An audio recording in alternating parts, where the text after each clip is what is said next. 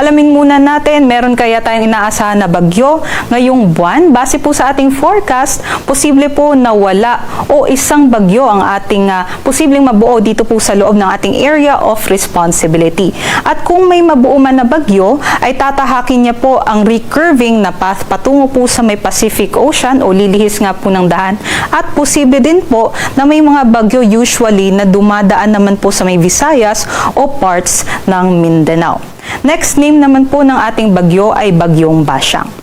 At dahil patuloy pa nga pong bumubugso ang ating amihan ngayong Pebrero, mabababa pa rin po yung ating mga minimum temperatures, especially dito po sa may mountainous regions ng Luzon. Possible pa rin po yung 10 to 12 degrees Celsius na minimum temperatures ngayong buwan.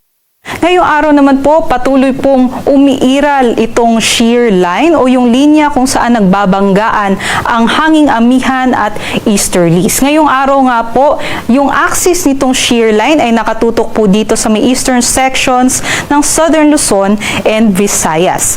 Aside po dito sa shear line, yung amihan natin patuloy nga pong bumubugso at nakakaapekto naman dito sa may Luzon.